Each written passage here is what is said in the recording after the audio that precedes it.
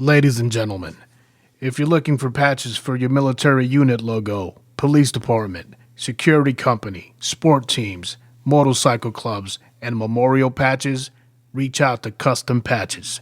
They are a military-friendly owned company, and they offer discounts. They also produce challenge and unit coins as well as promotional custom-made items. They guarantee top quality and outstanding customer service. Give my boy Julio a call at 646-233-2184 or visit their website at www.custompatchesonline.com. Hey guys, this is Chrissy I-eece, and you're listening to the chapter of The Architect with DJ Architect. Chapter 71.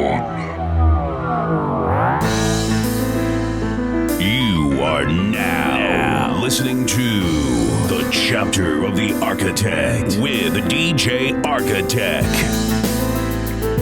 What's going on, my peoples? Once again, this is your homeboy DJ Architect. I want to welcome you guys to chapter 71 of the chapter of The Architect. I also want to welcome back my returning guest co-host DJ Don Q in the place to be. How you doing, my brother DJ Don Q? Architect, I'm in the house. I'm excited about this interview, bro. We've been looking forward to this for what? Almost a year, maybe like 8 to 12 months. Listen, man, I can't wait. You've been telling me about this artist for a long, long time, and the stars hadn't aligned perfectly. But yes, listen, sir. DJ Don Q, we have a special treat for the new and the loyal listeners of the podcast today. Ladies and gentlemen, I want to introduce to you the utmost talented recording artist with hits under her belt such as Love Desire. You should have known by now, meathead. These guys, they have no idea. Solos tenemos amigos. Take Your Love and Go. Just to name a few, guys. Ladies and gentlemen, I want to introduce you to Chrissy I-eece. Chrissy, how you doing? Hey, hi guys. What a great introduction. Well, wow. You know what? It wasn't so all honored. Listen, it wasn't all that great because it's Chrissy I-eece. I apologize, but nonetheless, because you see the last C, you kind of want to emphasize it, right? So Yeah. listen, It's okay. You're not the first. Hey, listen, before, because we were calling you on three-way, myself and DJ Don Q, he was asking me, hey, how you doing, DJ Architect? And I was like, listen, man, a bunch of heartaches coming my way. And he goes, what's going on? And I'm like, we had to cancel a Hawaii trip. This would have been my 5th time to Hawaii, my wife's 6th time to Hawaii. Nice. Wow. We try to take 2 trips a year just because, sometimes life is hectic. So we try to take a small trip and then a big trip. And this was going to be us going back to Hawaii in 2 weeks. And we had to cancel it because of COVID. But listen, positive thoughts. I was able to get a full reimbursement. We are healthy. Yes. So I wanted to ask you, how are you guys doing? You're out in Florida, right, Chrissy? Yes, I am. I'm in the area of Sarasota, Bradenton. Okay. How are you guys doing out there with COVID? To be honest, we're not doing as bad as it is like in the city in New York. Here it's to me it looks normal. I mean, you see people walking around, of course, wearing masks, wearing their gloves, protecting themselves. A lot of the fatalities here have been, unfortunately, in nursing homes because there's a lot of elderly people here. And so that's where you see most of the cases, which is sad. To me, that's really, really sad. But otherwise, where I live, it's kind of like, I could walk outside the front of my door and there's like nobody in the neighborhood outside because who wants to walk around in this heat? You want to either be in the beach, in a mall, or in your car. It's just too hot to be walking around. That's right. But then you have this frenzy going on with everybody buying toilet paper and whatever. You can't find that. Paper towels and toilet paper. Everybody's dying, but let's get paper towels and toilet paper. You can't find that anywhere. And if you do find it, it's like now they're putting like one. Yeah, now it's like one per customer. which they should have done that from the beginning. But Chris, it's okay. Are establishments such as restaurants, bars, are they opened up out there in Florida? The restaurants just began to open up this last week. They're at limited capacity. So if there's a table, they'll have one table, they'll seat somebody, another table will be empty. So they keep it where have some space between tables. Yes. Yeah. Yes. They just, you know what? I can't say they just, because I've not seen a restaurant open here in the San Diego area, the Southern California area. But I was able to get my first haircut in a long time, and I was so gracious. I gave this guy $40, and I said, "Keep it." Because I was feeling so woofy. You know, you guys don't understand. Maybe as a female, because you guys have such long, lovely hair. That's what makes you guys so beautiful it's as different women. for guys. But for us, we walk around more than 2 weeks without a fresh fade. Man, you start feeling dirty. It's funny how you get a fresh haircut and you walking out there like all of a sudden you lost 150 pounds and you rocking. You know what I mean? You're beautiful. Está bonito, for the girls, for us girls, it's about our nails and our pedicure and manicure. Right. Yeah. We've been suffering. Right. It's just only this week that a lot of they went into like the phase 1 where now hair salons and nail salons are open, but as well you have to make an appointment, you have to wear a mask to go in there and stuff like that. So yeah, I have my appointment tomorrow for my nails. Hey, do your thing. Go do your thing. DJ Don Q, how you doing out there in New York, brother? How's the situation out there for you and your family? As far as the restaurant situation is dead. It's strictly takeout only. I've been to places where they even blocked off the entranceway with chairs so that you can't go into the dining room. It's crazy over here, man. I mean, they've canceled graduations and there's no, they extended it to June 15th now. Mm-hmm. So it's tough, extremely tough, man.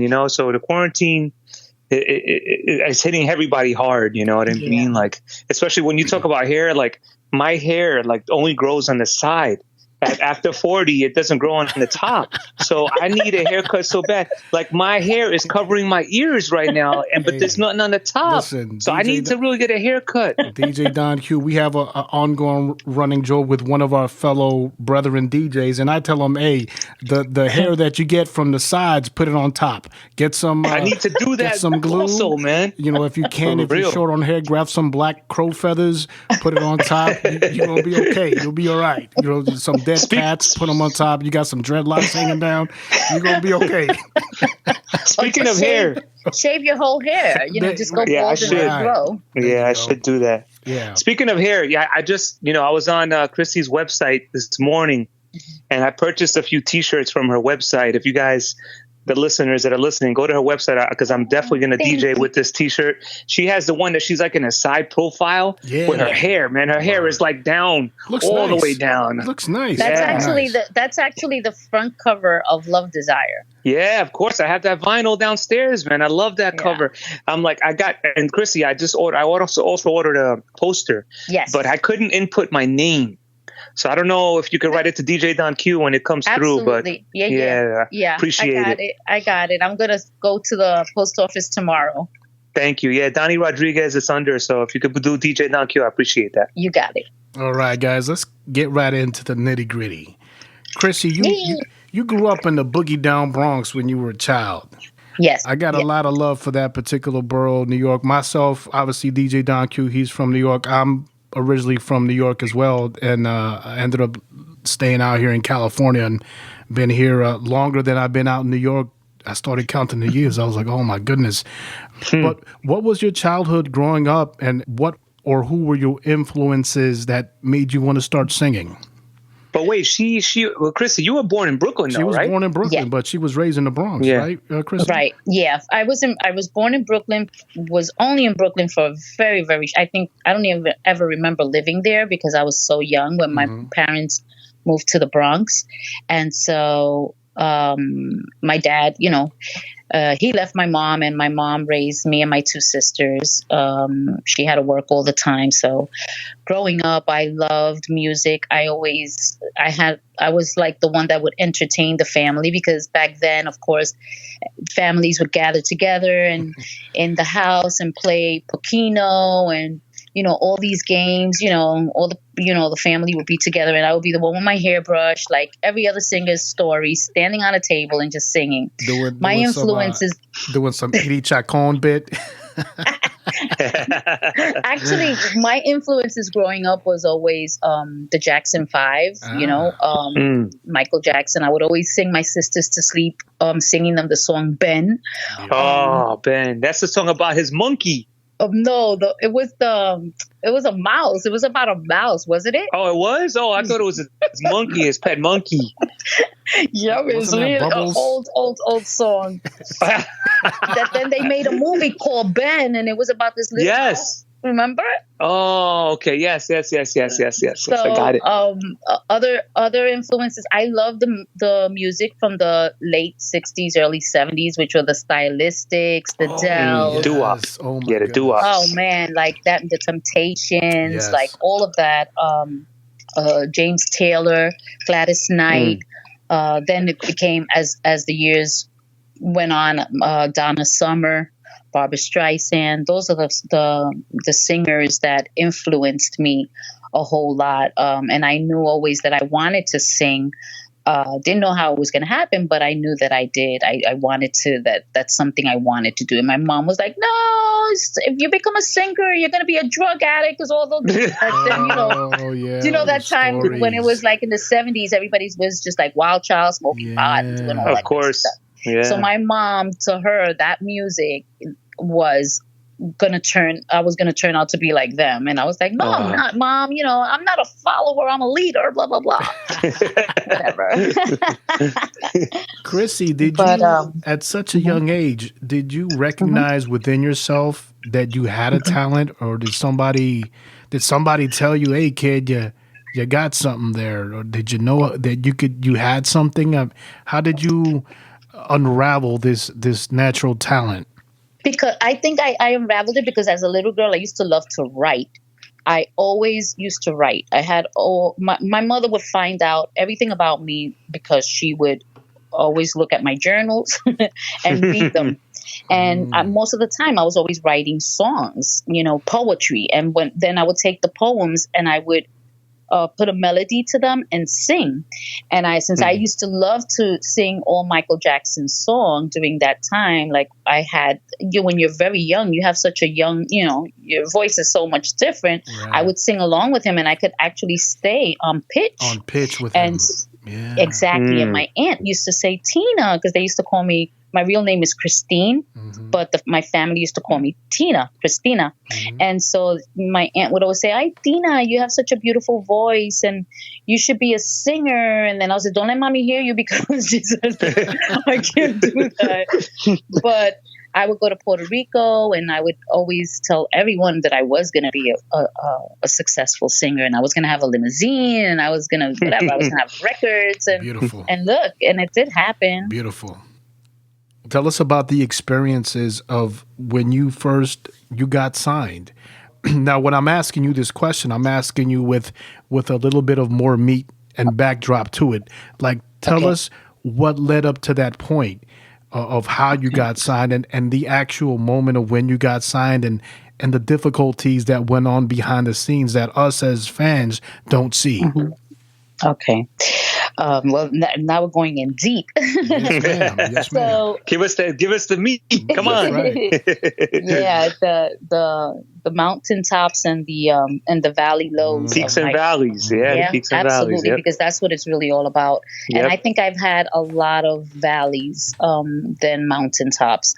Well, it began when I dropped out of high school. And I wanted, since I was so persistent in wanting to pursue a career in music, I had friends that would hang out during that time with Jazzy J, Africa Bambaataa. Back then it was all those, it was that era. I was already I was now 15, 16, 17 years old.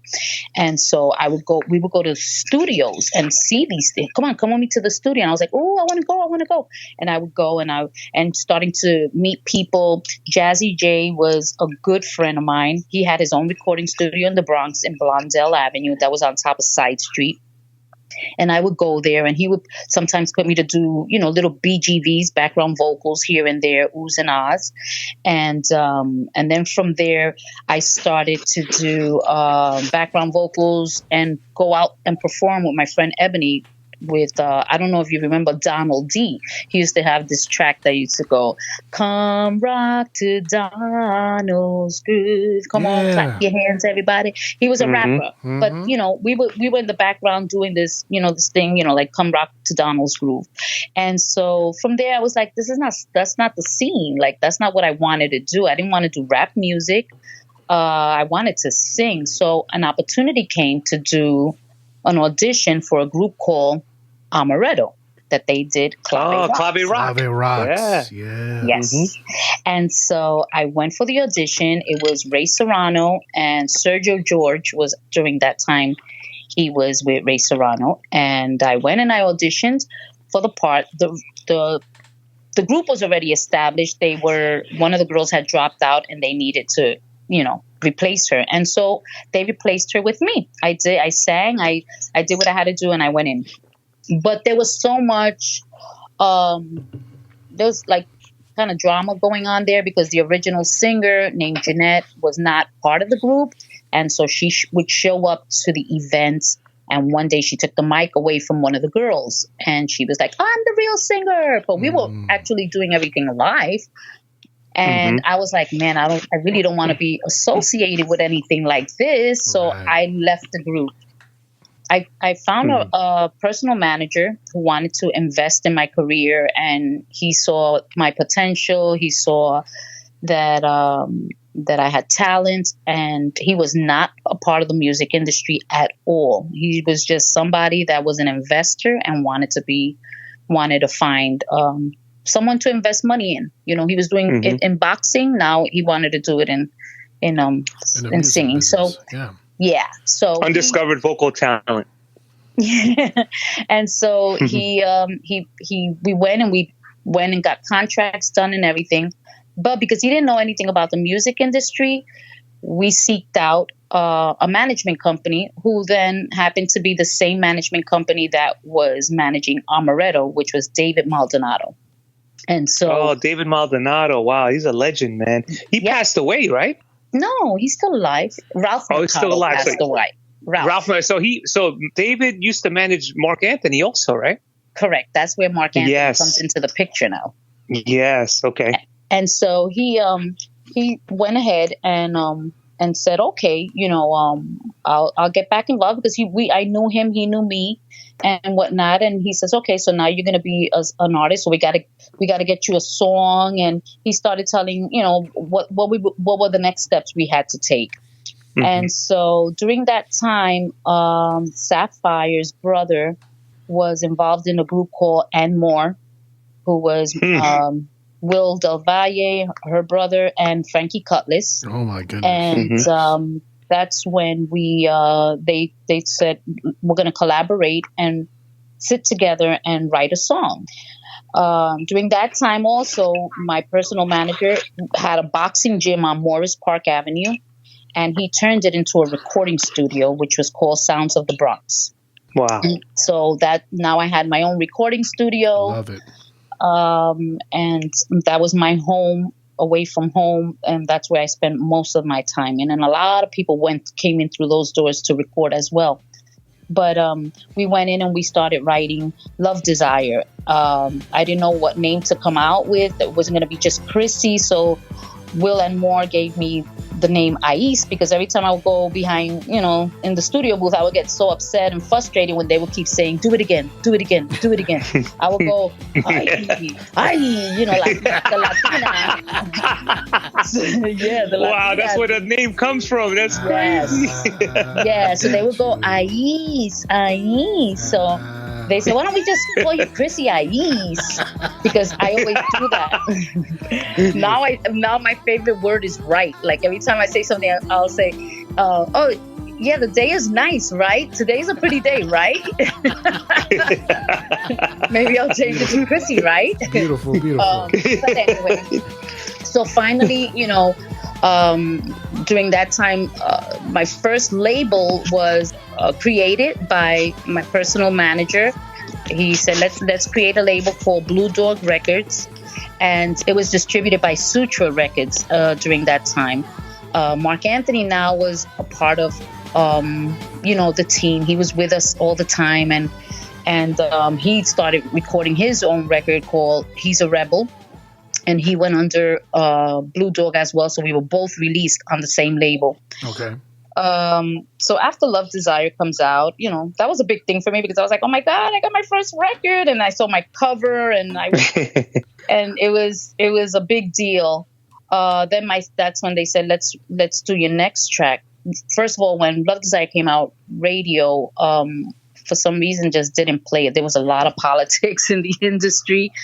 Hot 97, you had to go up there and everything was payola. You have to pay, to get your record and whatever. And my personal manager was dropping money, and they still would not play the record. But I was. Hey, Chris, I don't mean to interrupt, but can you go ahead and please break down what exactly is payola?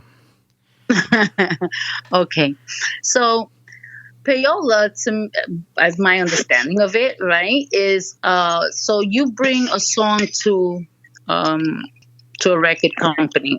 To a radio station, and you want that record promoted. So a lot of times you actually pay to put that song on rotation. That's right. Your song just doesn't go on, and sometimes it does. Maybe if the program director or the DJ that has a big name and works for this radio station, and they love the song, they're gonna play it no matter what, know. But then there are those times where if you want that song on rotation, on prime time rotation, not like at 3:00 in the morning when you have a guest DJ. That's most of the time my songs were played by DJs when they would do their mixtapes, because a lot of DJs back then would do mixtapes. So they would always added my song, because that's why I used to consider myself an underground artist.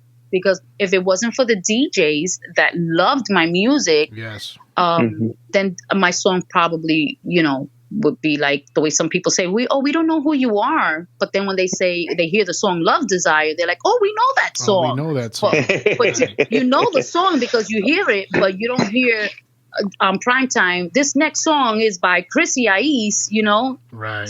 Recording artist, whatever. Right. So I had to do a lot of shows in order for the people to know who I was. And so that's what payola is. Yeah, so to all the listeners, that's what was. I'm sorry, DJ Don Q. Go ahead.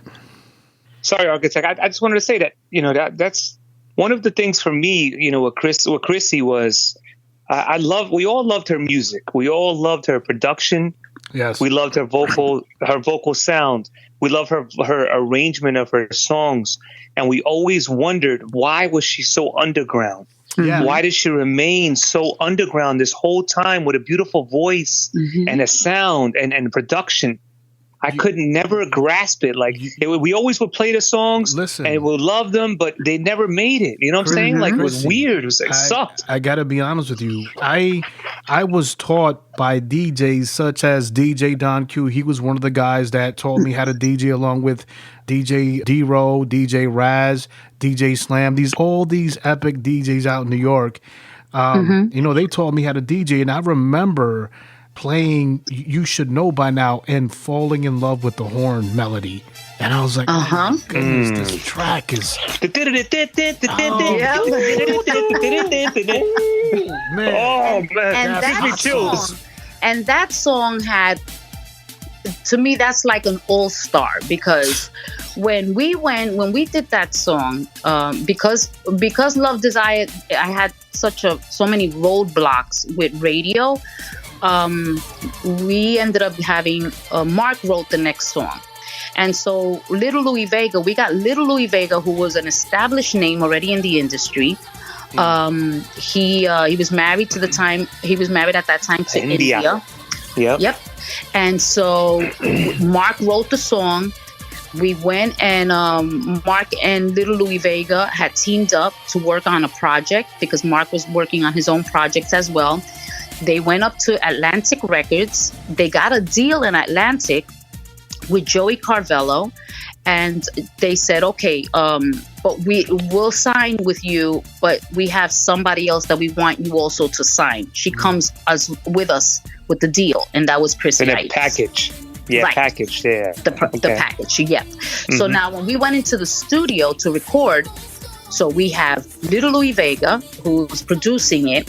You have Todd Terry, who did the house mix on it, on the side. You had Albert Cabrera from the Latin Rascals. Who did the Latin Rascals dub mix that's on the promo copy. Then you had George Lamont and India doing background vocals with Marc. Oh, God. And then you have, of course, the legendary who just passed away, Tommy Uzzo, doing engineering it. Wow. Rest in peace, Tommy. May he rest in peace. Correct. So you have all of these big people in the studio. When we were recording this and doing this, you had to see so many different people, names that I can't even remember, but that were in the industry there to see this whole song come to life. And so as soon as Atlantic got it, they loved it. Joey Carvello was like, my God, this freaking song is amazing. All right. So what's the next thing they do? Here's the money. Go take it to Hot 97 or whatever it was, right? We gave it, of course, back then. Remember the record pools? All the DJs got serviced in the record pools first. They loved it, and then when we had to go to main radio, which was I think during that time Hot 97 or Hot 103. Yeah, they get it up there, and the first week.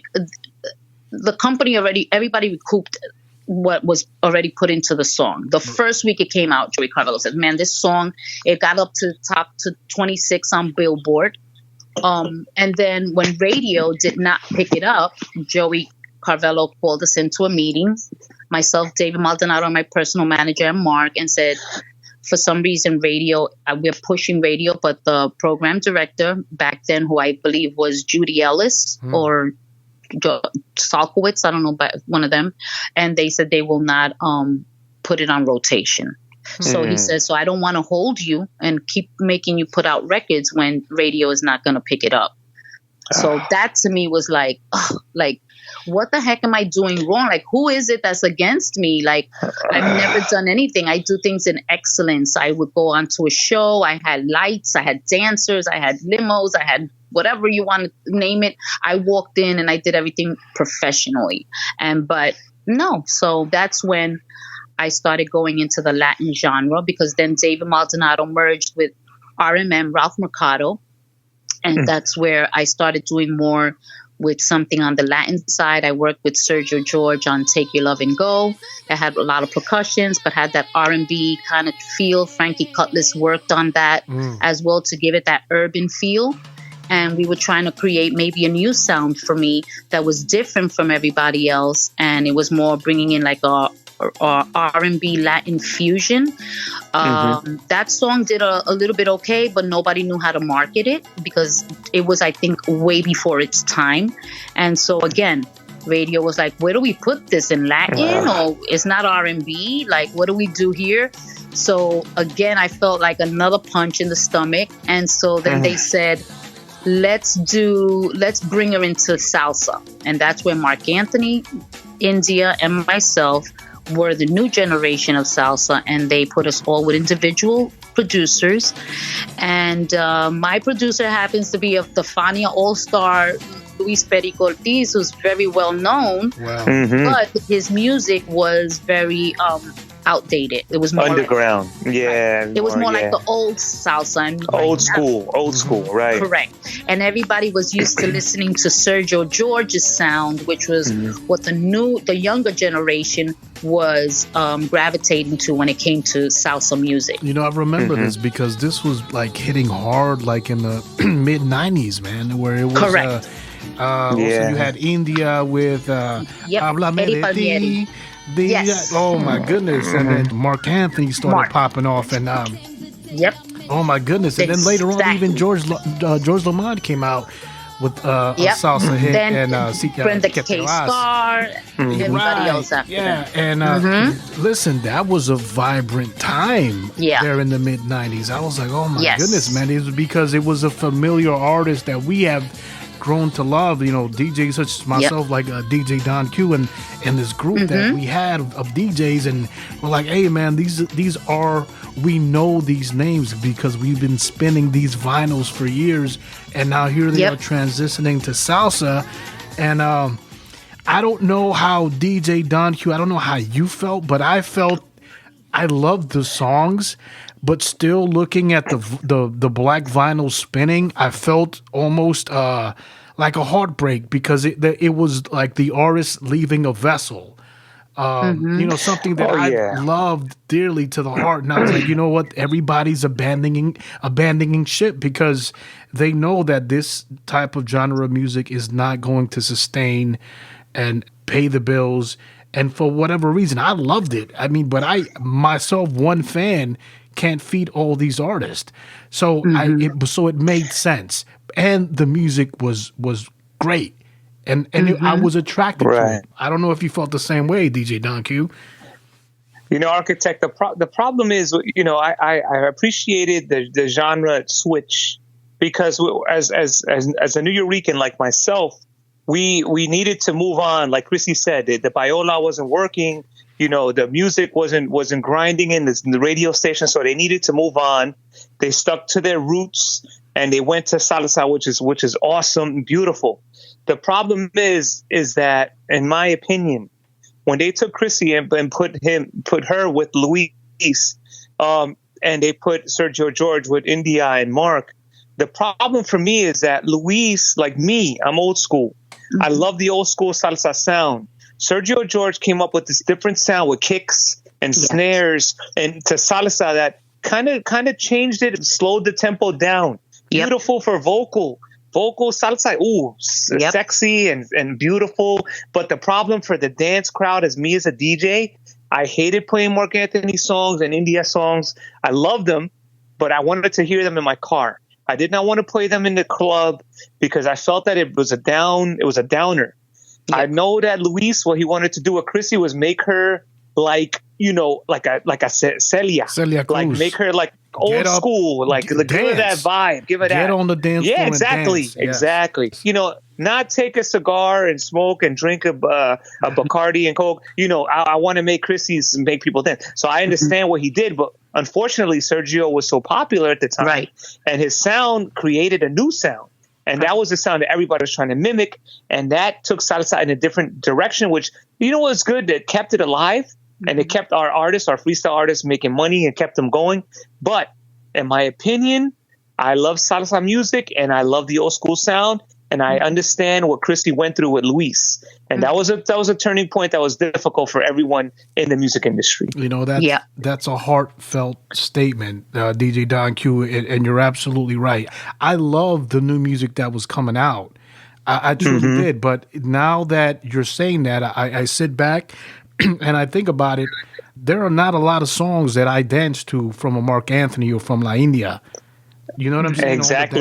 Yeah, exactly. Like I enjoyed drinking a nice brandy or a whiskey. And enjoying the emotional content that was being set across, the message. Beautiful, man. The vocal was beautiful, but nothing that I found myself recalling right now as a grown adult that I ever sat there and wanted to dance to, or that made me want to get up and dance to. Not that the music was bad, but that's a valid point that you bring up. But Architect, it did sell records. That's the problem. It did sell records. Because now you have a new generation like the millennium, right? How you would say like the millennium kids, like the new generation. The millennials, Yes, exactly. And that's the music that they wanted to hear, and that's why, since it was selling so much, the company said, "Well, this is what's bringing in the money now, so let's keep doing that, but we'll still keep having Celia and Tito and all the other old timers still recording their music and still trying to get them to do work with Sergio too, you know what I mean? Which it was a little bit harder, but somebody that's like, for me, I loved singing, doing what I did with Luis Pericotti, because I love when producers, like a producer knows the artist, like he guides you in a certain way. Yeah, I didn't know nothing about singing on clave. Like, that to me is really hard, because exactly, it's either the 3-2 or the 2-3, right? So I was used to going 1, 2, 3, 4, you know, like, come on, be ready. And then when we had to do the soneros, I was like, oh my God, but it was so much fun learning. It was a lot of fun. I had so much fun with Luis, and he's such an amazing teacher. He knows how to teach you. He took his time to take me and show me where the clave started and how to jump in and jump out, you know, and how to work. And then I had the opportunity to work with Tony Vega, and it was amazing. It's so much fun when we did our duet together, you know? Yeah. And we got to perform it a couple of times. But to me, singing with a band back then was so hard, because every time I tried to sing, I felt like I Love Lucy. Remember when she sang in Ricky Ricardo's band, like one of the episodes that she's singing, she's dancing, and all of a sudden, and his face is like, oh. When all those trumpets and trombones come out, she feels like she wants to run. That's how it was with me. I was like, oh my God, I can't hear myself. What the heck? You know, Chrissy, now that you're talking about that, a lot of people are unaware that playing with a live band is a lot more difficult than what people perceive it to be, because when you're performing live and there's a DJ behind you, everything is on sync.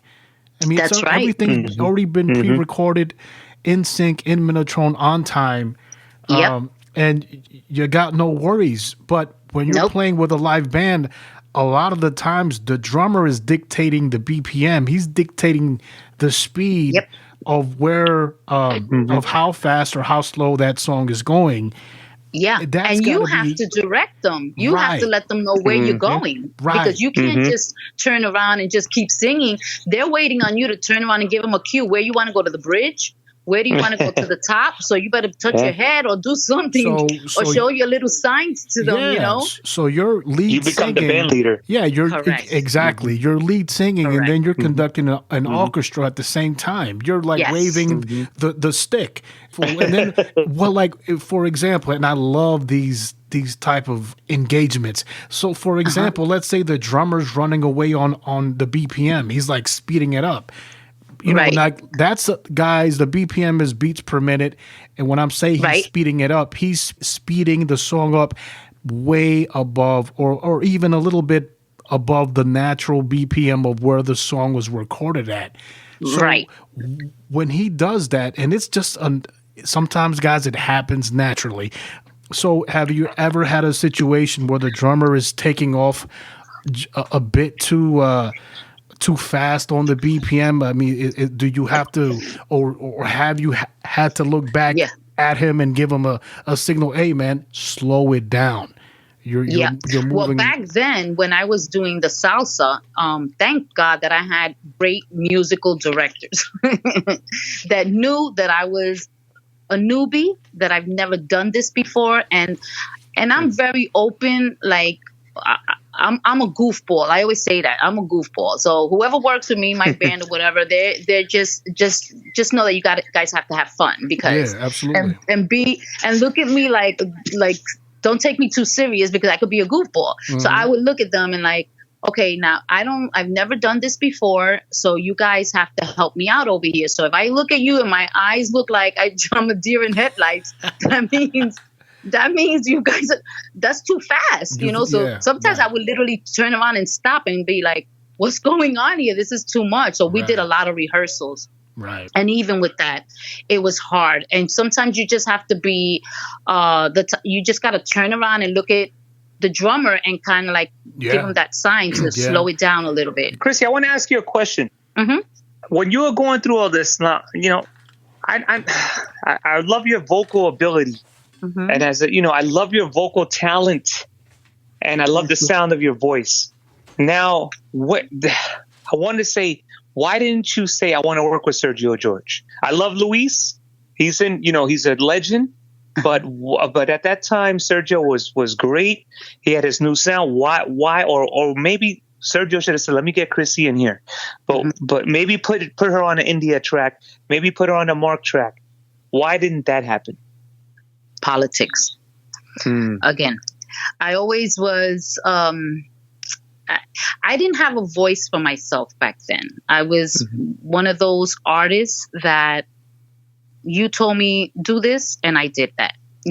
I wasn't, I was very insecure of myself, especially after just constantly having all these pitfalls. I was always a person that would let everyone dictate and tell me what to do or what or determine what was best for me, even when it came to my songs and things like that. And so I didn't have a voice. I did not have a voice. Not like now that now I'm growing and I've grown as an artist and I've decided to do my own label and to pick the songs and the producers that I want to work with. Like 2020 going forward is going to be very different for Chrissy, like the music that I do and who I want to work with and whatnot. But back then it was I just felt like, and more the focus was put more on Marc. And India, because India was already established. She had Little Louie Vega by her side, right? And she had already done, her music was, already played on the radio and whatnot. She was very established, and granted, she's got so much talent, and I love her. But for me, I wanted to work, and Sergio was shocked too because we thought we were going to be working together, being that we already had done one song together, which was Take Your Love and Go prior. Right. But then they put me with Luis Ortiz, and then they said your next album will be with Sergio, but it didn't get to a next album. It didn't get there. And so by then I walked away from everything. I kind of like said, I just want to release.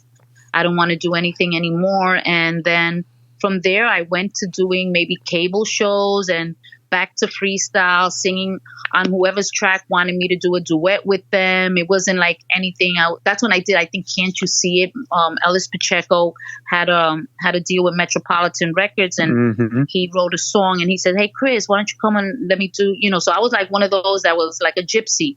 Wherever I landed, that's what I wanted to do. And then I did a lot of, little projects here and there, Freelance. You were freelancing around the industry at that point. Yeah, I was one of those singers for hire kind of thing, And it was, and I hate to say it like that because, after coming from working with so many great people and having, good backing behind me and whatnot. And then my personal manager, there was just a whole lot of things that had happened, and they went to prison, and then that became like a big highlight in my life, and nobody wanted to work with me, and it was just so much stuff, and so I kind of like became I had like this dark cloud over me, and so I had to just walk away and say, you know what, I need to just let it go, as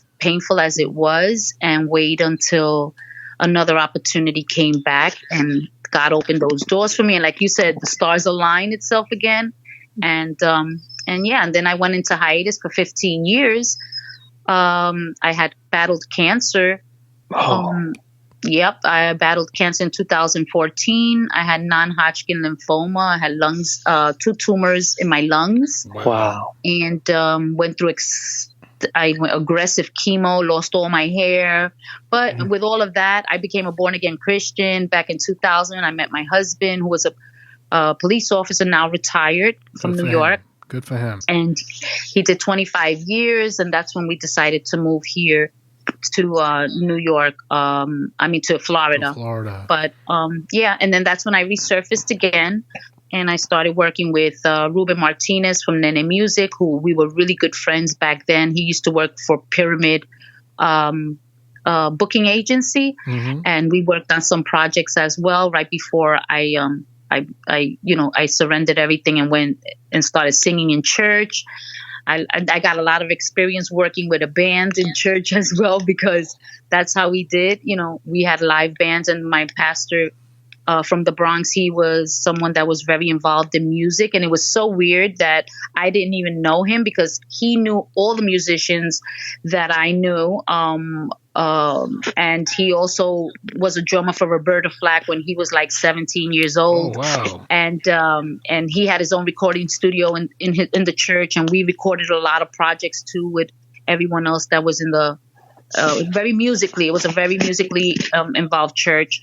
And so, I got more experience there, so that now that when I came back out, I know who I am now, and I know what's my worth. I know what's my purpose in this life. I know what Chrissy wants. I won't, back down and let other people tell me what to do, And I'm glad that I had the opportunity then to work with the Santana twins, who for 2 years we were looking for a song. I wanted the song to have a kind of vibe that had like a disco feel into it, like that era with the Romeo and Juliet, the violins, and I wanted it to be epic. I wanted it to have like this feeling that when people heard it, that it would transport them to another place. And yes. I hate to interrupt. I gotta say something. I gotta say something. This song and the intro itself. Exactly. Oh my goodness. And then it's 10 minutes long. Oh my goodness. Ladies and gentlemen, we're talking about all these memories, and it's produced by the Santana twins. When I heard this song, instantly took me back to my youth listening to Freestyle. It hit the mark, but the melody was something new. It was something fresh. The introduction and whatever sample they utilized of the verbiage that was going on at the very beginning, the speech. I was just taken back. I was like, wow, this is Freestyle. That's a real guy talking. Is it? By the way, it's not even a sample. It's just somebody. Wow. His name is Rob Lowe, Lowe. He's from Europe, and he speaks that way. And because I would tell the Santana twins, this song from the first day I heard it, they wrote it with another artist named Susan Santiago. And when I heard the song for the first time, the demo of it that she sang it, I started crying. I said, this is my song. And he says, it's not even complete, because we're going to add a lot of other things to it, elements like more violins, like the violins at the end, dun dun dun dun dun dun dun dun. That, forget it, that was added.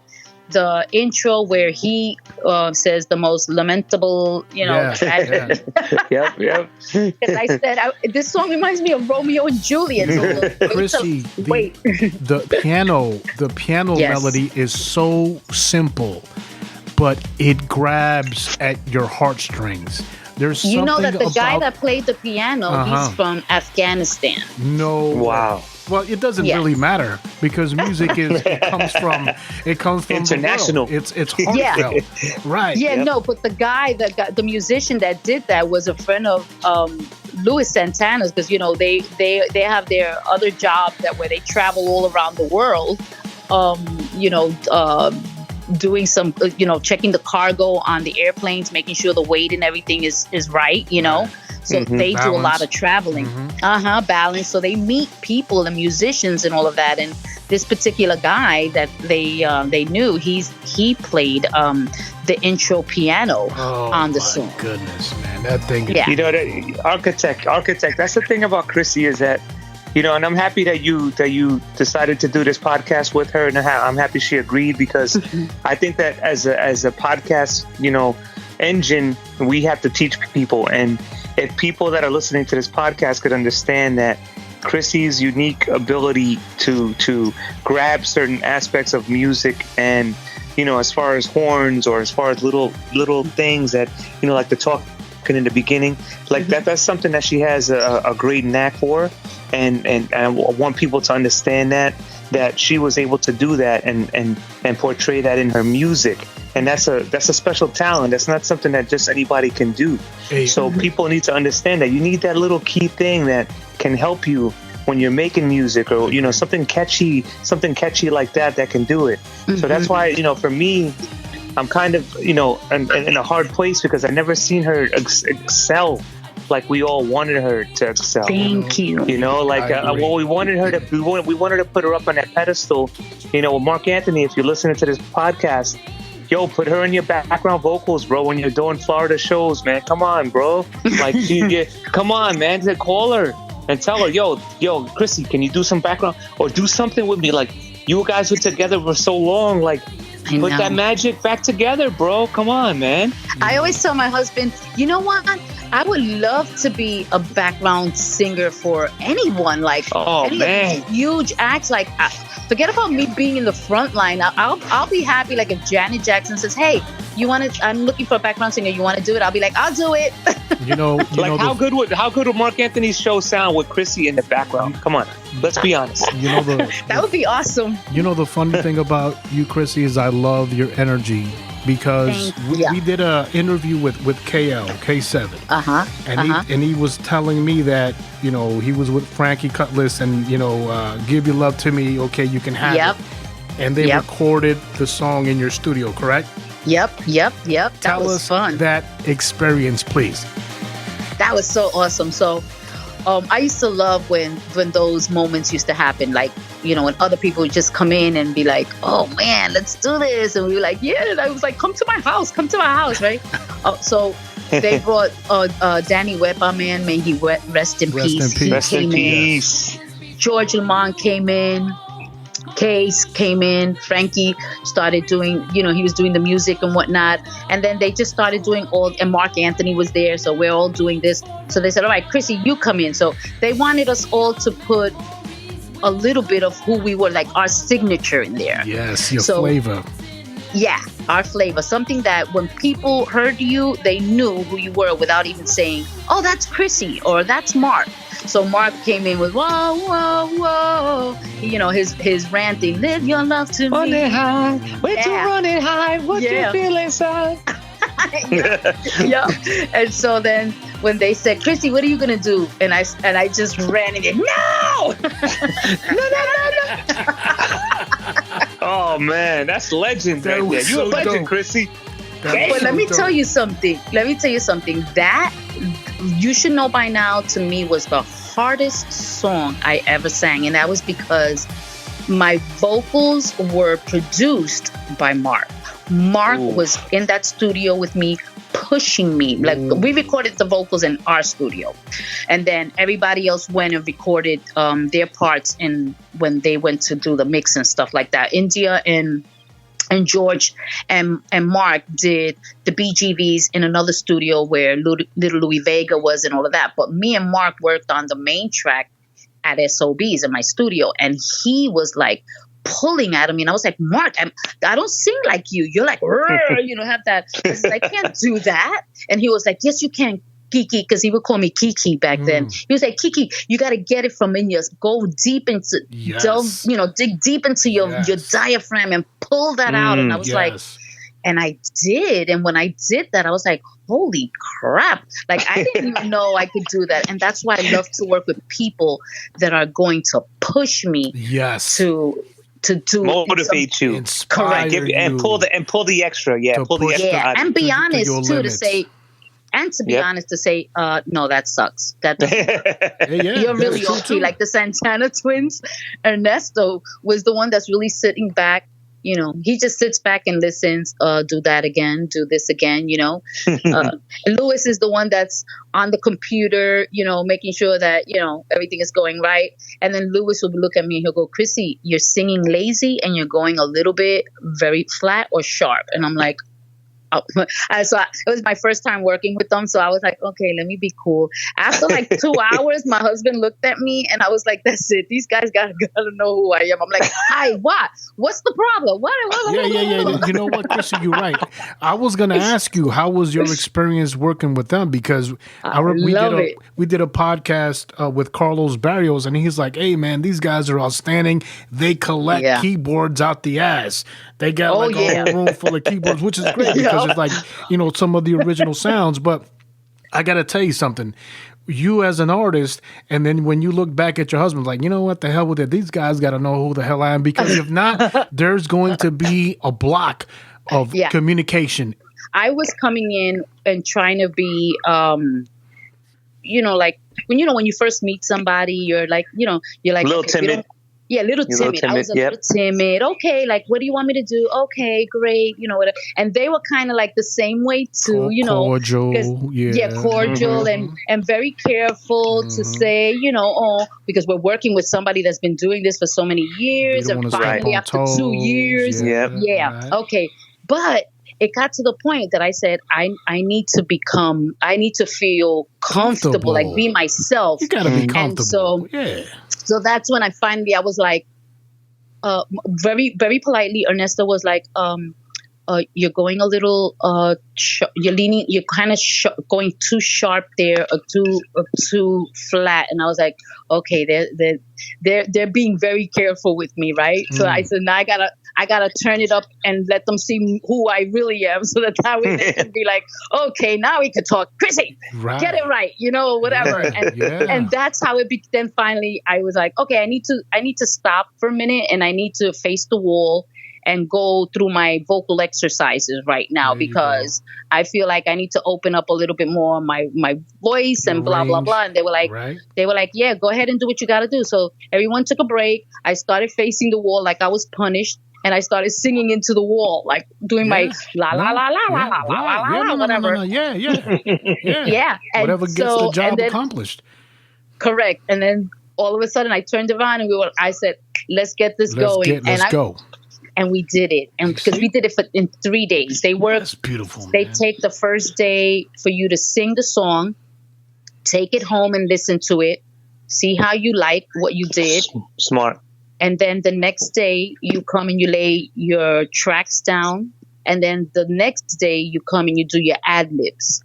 And so the first day when they send me home with the track, I said, don't even give me the track. I don't want to hear it, because I know it was horrible, because I was listening for like 2 months to the demo, which was Susan singing it, that I kept trying to sing it like her. I wasn't even putting my own self in there. And I said, I have to come back tomorrow and bring Chrissy. I can't sing like Susan, because that's not going to work. It's like somebody going to record a record and trying to sing like Mariah Carey and do her riffs. You can't do that. If that's who you are, you got to sing like who you are. So I didn't mention, but I also had the opportunity to work with Dom Tufaro, who's a great producer too. He does EDM music. I did the song called Anymore. It was more like a house EDM.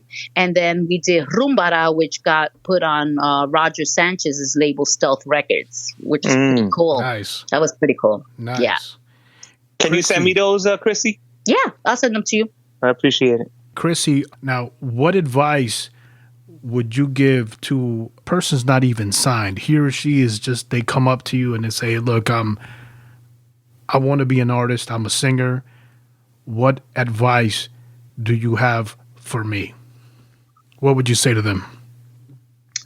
The first thing I would say was that to know who you are first. Know who you are. And once you know who you are and you know what's your purpose, and if you know you want to be an artist, you know you love to sing, do it because you love what you're doing, not because you're going to go in it for money. You're going to go in it for fame. You're going to go in it for all those things are good. They're all good because that's going to come with the territory. So that's going to be the rewards, regardless. If you step out and you do things because you love what you do, and when you're sure of who you are and you're going out and doing what you love, you're gonna the first thing you have to do is know what kind of artist you want to be, what kind of music you love, what do you feel comfortable doing, not letting people tell you what they think is best for you. Because when you let someone else dictate, it's good to get everybody's opinion, get your team together, people that you know, surround yourself with people that are going to pour into you, not draw out of you and belittle you and make you feel like, you need to have that voice, because at the end of the day, you're the one that's got to go stand on that stage. You're the one that's going to put your face forward. You have to become that brand, and then that's who the people are going to love. Everybody else will make money, because they're going to be a part of your team. But at the end of the day, is who is it that you who you are? Because before, I didn't have a voice. I was doing what everybody. Chrissy I-eece was who everybody else wanted her to be.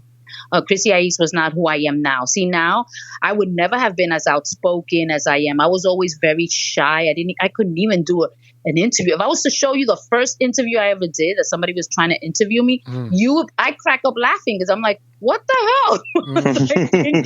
Like, I didn't know how to speak because everyone was always telling me what to say. So I didn't feel like I had a voice. And I'm so you got to find your voice. That created insecurities within you. Correct. Yeah, and be yourself. Yeah, you want to be yourself the whole time. You have to, because that's who people love. That's what people want to see. Right. People want to know, like, who you, like you just said right now, we just had such a great podcast because we felt so comfortable, like we've known each other for a long time. We could have a conversation, and I don't want to be anybody else. I don't want you to perceive me to be anybody but who I am. I'm a goofball. And when you see me somewhere and you see that I'm kind of like, quiet and shy, is because I'm uncomfortable and something is making me uncomfortable. And when I feel that way, I have to walk away and say, I'm out. Listen, myself and my compadre are the same way. We've known each other since high school, and we've been goofballs since then. you understand what I'm saying? Like we have like little inside jokes that we snap on each other and like the whole cohort in our DJ clan, and we totally understand, and that's why I love your vibe. I really love the energy that you produce, man, because I feel you're one of us. Yes. I'm gonna let you in on a secret, right? So this is me and my husband. We have this ongoing thing that we laugh all the time because he loves all kind of music. My husband can listen to anything. We're Queen fans. Like, we can listen to anything. You come to my house, the first thing you see is I love Queen. Oh my God. So there's a song. It's not by Queen. I forgot who the artist is. You know the song that he sings, "Why can't we be friends? Why can't we be friends?" Okay. So there's a part in there that goes, "Sometimes I don't speak right, but I know what I'm talking about." Sometimes I'm having a conversation, I'm saying things, and my husband looks at me like, what? And I'm like, see, before I would be so insecure that I would say, I'm not saying anything because people are going to misinterpret what I'm trying to say. I know what I want to say. And you're like, I can't get it out the proper way. God. Yes, that happens to me a lot. Oh my God. But when you're comfortable and sitting here and talking to both of you, I think it's been, I was a little nervous at first because always I get nervous on interviews. I'm like, oh, Chris, my God, well, think before you speak. But I felt so comfortable today, and I thank you for doing this. You're Chrissy, you're super humble. Thank you. And like, as far as the DJ, like, you don't see it from our perspective. Like, we hear tracks and we hear music and we're like, yo, this person, this track is everything. Like, you don't get that sentiment of it because we're on the other end of it. So as DJs, I want to say you're one of my favorite artists. Thank you. Really, like, serious. Like, as a vocalist, I try to sing. I'm not as good as you, but like, I hear your voice and I'm like, wow, like, she should be up here. Like, so I want you. I'm happy that you're still singing, still doing your thing.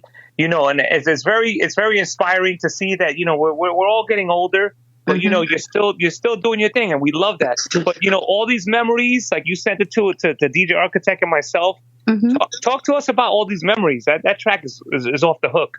Yes. Like I said, I love the track. I worked. It took 2 years to actually decide the song that I wanted to do with the Santana Twins, because I kept telling them I wanted to have elements of a little bit of disco, because maybe the strings, I wanted that feel that when people heard it, it would give them goosebumps, or it would bring them back to it would transport them back to a time of something, like something that the song had to be epic, in other words. And so when they heard it, I loved it immediately. I booked, like I said, I told my husband, we got to get to New York to record this. We recorded it back in October. Yes, they do take a little bit longer. Like everyone says, the Santana Twins take forever. But I look at it this way. I'm not going to rush someone to do something, because it's got to come out when it's supposed to come out. And so if I would have rushed them, they wouldn't have thought of putting Rob Lowe to do the beginning of that song. They wouldn't have thought of the intro that way. They wouldn't have thought of putting the strings at the ends and making it like and making that version of 10 minutes long, so that the DJs have time to come in and out of there, you know, and use different parts. Smart. Then we had Alexis Lopez, who's from Puerto Rico, do the edits. So the Santana Twins took they combined their edits, what they did on some parts of the song, and Alexis did his, and they did the dub. Did I send you the dub? Yeah, you sent us a dub. You sent us a 2 Yeah, I believe you did, but if not, you could resend. Yes, I'll resend it to you. Because the 10-minute version, is off the version. You send me one version. You send me the long intro, but I need the dub. So. No. I'm gonna send both of you the dub. Yeah. And that's something that when a lot of the DJs hear it, they're like, man, this is like back in the days. Because I remember when Chef Nunez, may he rest in peace, did Love Desire, the edits. Yes. The dub, yeah. I remember falling asleep in the studio. Him and Frankie were working on it. And I remember I woke up, it's like 7 o'clock in the morning. They had just finished. And back then there was reel to reel. So everything was on a little tape, remember? Yes. Cut and splice. Yes. Splicing, right? And all of a sudden they said, Chrissy, you ready to hear it? And I'm like, yeah. And all of a sudden, I'm like, what is that? What did you guys do to my song? How many slices did they do on that, man? I'm like, they must have been doing millimeter slices. To me, I didn't get it because I was new in freestyle and all of that. But they were like, no, this is for the DJs. The DJs love this. And so that's what they did to this song too. So we put a syncopella, acapella, drumapella. You know, they put all of those. So you have a lot of things to work on. The only version they didn't put was an acapella because they don't want anyone to remix it or to take the vocal. Yes, we don't want to do a remix on the song because we want to leave the song the way it is. But you guys, anybody could remix with what's there, like the different mixes that are there. So but that's my song. I love it. That's like I think my favorite comeback freestyle song, and I needed that song. You know the thing about it, Chrissy, is that's what I miss about vinyl is those different dub versions. The syncopella, the acapella, the dubs. The instrumental, the Latin Rascal dub. You know, the Carlos. I do have an instrumental on that too. Oh my goodness! Oh, do you? Oh my goodness! Please, release. I'm gonna hook you both up. Hey, listen, up. You're the best. You're the best. Now we're like scientists in the lab. Check, like, is that right? Check your email. Check your email once we get off this. No podcast. Doubt. Listen, you will have love it. Oh my goodness. Listen, before I let you go, Chrissy, I got to tell you, because I know my homeboy DJ Don Q was in the middle of a solid statement. And I got to say this. I don't know how I was lucky enough to get this platform and have childhood friends help me out in a genre of music that I've grown to love since I was a teenager. You know, being in love with childhood sweethearts and singing these songs to him and the whole nine. You know how it was back in the day. You You guys, suave, kid. hey, You listen. still suave. Once upon a time, I had the skills, you know what I mean, and the body build. You see, I'm a rapper, right? So listen, I got to tell you, this is probably one of my favorite. There's a few that are my favorite of the genre of music that we're talking about in the podcast, but you are certainly one of them. It was a great pleasure to have you on here. Thank you. Your energy is beautiful. Your honesty is a breath of fresh air. I have one of my favorite childhood friends on the other end helping me conduct this interview. This is probably top tier, one of my 1, 2, or 3 top favorite podcasts, and it's not even Big done time. yet. And I want to thank you so much for your time, and I really consider you a friend. Yes. Tell the people, tell the listeners where they can find your music, where they can purchase your music. I know the shows right now with this COVID, it's a bit down low, but tell the fans, tell the listeners where they can find your music. Well, you can go directly to my website, which is Chrissy I-eece.com, ChrissyIeece.com. Make sure you put the dash after the I. And there, right now I have all these memories is there for to upload. I have the Epic on its own. And then there's the EP, which has the 6 mixes on there as well.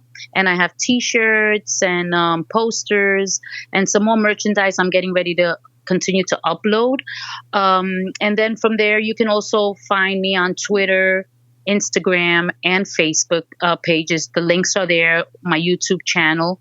Like I said, I'm doing everything on my own right now, and I'm really an independent artist that continues to look to grow and grow until until God says that's it. You're not going to do this anymore. But I do it because I love what I do, and I love my fans. I love those that have followed, that love and support my music throughout the years, and I'm super excited because this song has been really great for me. It's I've been Artist of the Month. I've been on podcasts that have been number 1 for 2 weeks, and other iRadio stations number 1. The song has been number 1, so I can't wait to get out and perform. I know in September, Labor Day, we're going to be at the Hard Rock Cafe in Daytona here in Florida. It was supposed to be Memorial Day weekend, but it's we're still in stage 1 for the COVID openings and whatnot, so that's not going to happen. But I'm also going to, when everything is lifted up, looking to do my own tour because, of course, I get, resistance in getting shows in New York. But and I definitely want to come to New York to perform because that's where I'm from. That's where my big fan base is. But I'm planning to do a tour and go from East Coast to West Coast as soon as I'm able to do it. Outstanding. So you'll find everything out through following me on social media. I'll keep everything updated. And Architect, I think you should support her website and purchase some T-shirts like I did and a poster. So, hey brother, what makes you think I'm not? What makes you think I'm not going to do quadruple. it? I'm not sure she has quadruple X, but I'm not sure. I do. I have all the way up to 4XL. Listen, DJ Don Q, you're killing me. I ain't that big, homie. You're killing me now. Now, relax. I ain't been that long. I still eat mangoes. I still eat coconuts. I got, you know what I mean? Maybe a double X. Okay, you got me on there.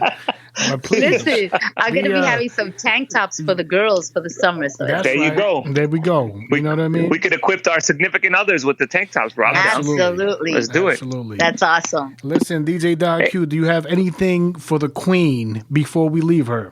No, I don't like to be called a queen. I like to be called the Lady of Freestyle. The Lady of Freestyle. There you go. Do you have anything, DJ Don Q, for the Lady of Freestyle before we let her go? Of course. I really don't want to let her go, but I'm going to let her go. We'll let her go. But, Chrissy, it's been a long time coming. Thank you. Like we talked about throughout the podcast, you've been very influential in my DJ life and Architect's DJ life as far as your vocal ability, I'm disappointed that you made it to that point that you should be at, because I think you should be at that point. I really think that you should be at the point that you shouldn't even do a podcast with us, because you should be, Hey, man, in don't my say that, opinion. Why not? Yeah, Great man. things have come That's from one this thing In that- my podcast. opinion, man. thing you should about be at me- the point that nobody can contact you, because that's what your vocal ability is for me. I always want to be reachable in contact and That's what I'm keep talking my about. feet grounded. I definitely want to always keep my feet grounded That's and be what able I'm to talking about. be That's our somebody that'll energy. always not feel that I'm too Not big. reachable. That's Not reachable. right. No That's way, right. not me. That'll That's never right. happen. And, as far as a cancer survivor, I want to, send kudos to all the listeners that are cancer survivors or that are Yes. struggling with cancer. Look at Chrissy. Chrissy is a fighter. She's Yes, right. strong. She has good faith. She has good positive energy, and she has been able to beat it and sustain her energy. And I love that about you. And you're very inspiring to Thank me you. as a DJ and a listener and a fan. Thank and I you. love your voice is amazing, man. I just want the listeners to listen. Go to YouTube and go. If you never learned about Chrissy I-eece, go to YouTube. And if you're listening to this, put her on, bro. Call her. Put her on the vocal. Put her on the whatever. Just put her there. That's my opinion. But Chrissy, thank you for taking the time to do the chapter of the Architect with us. Thank you, Don. Thank you, Architect. Yeah, and listen, let me say my last words of ending. Listen, when I heard those horns on You Should Know By Now, being a newly, not even a DJ yet, and then having my homeboy DJ Droman play that vinyl, and I was like, oh my God, who the hell is this? And then you see the vinyl spinning. You see, this is the things that I'm trying to tell you as a DJ. There's personal experiences of the mindset where you see a vinyl spinning, and even though it's spinning, those words, those black markers on that blue or white label, they get embedded into your memory along with the Always. music that gets Big time. put out those speakers, and it becomes a soundtrack of your life for that particular moment. And that's never Big left me. time. The memories that you've given me through your music have never left me. I consider you a spectacular artist. Thank you. It's been such a great pleasure. And I really do also want to give a big shout out to all the individuals that are working right now at the supermarkets, EMTs, the firefighters, the police officers, all these individuals that are out here in the midst. All the frontliners. Yeah, the individuals out, working these homes where the elderly are at. Thank you so much. The UPS drivers, the Amazon drivers, the FedEx drivers, all you guys, man, you guys do not get the salute that you guys should, and we're trying to give it to you guys here. A lot of the things that we order here in our home, my wife and I, you guys deliver them, man. And if we haven't told you, we apologize, but you guys are so essential. Important. Yes, they are. Very making important. our lives continue. Ladies and gentlemen, once again, this has been chapter 71 with Chrissy I-eece. This has been a great pleasure. Chrissy, please take care of yourself. Architect. Hold on. Architect. Sure. I know Chrissy. I know Chrissy's not warmed up, but is there any way possible in her soul, in the bottom of her diaphragm, that she could possibly do the? No. I can't do it like her, but I mean, if she could do that for me, my God. Architect, and we had that recorded. Oh my God. Man. Could she possibly do it? Damn, bro. I'm going to try, but Yes. if it comes out all jacked up, that's your fault. No, Architect can edit it out. Architect can edit it. No problem. That's We your take it out. fault, people. That's their fault because I wasn't ready to do that. Chrissy, What? listen, this is what all the DJs and all your fans I would know. love from you right now. Okay, if it's a vocal train wreck, that's your fault. It's my fault, ladies and gentlemen, but if Chrissy I-eece could pull it off, oh, come on. Okay, Chrissy I-eece right now is going to stand up because she can't do that sitting down. Me. Remember CeeLo? Remember Architect? We said me. All right, here we go. No! No, no, no, no, no, no, no, no.